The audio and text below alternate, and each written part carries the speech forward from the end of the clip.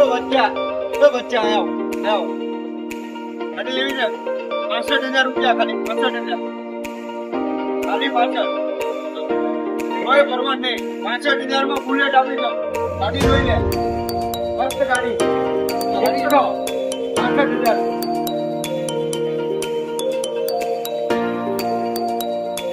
hello મિત્ર તમારે જો ગાડી લેવી હોય તો આવી જાઓ વાહન બજાર પર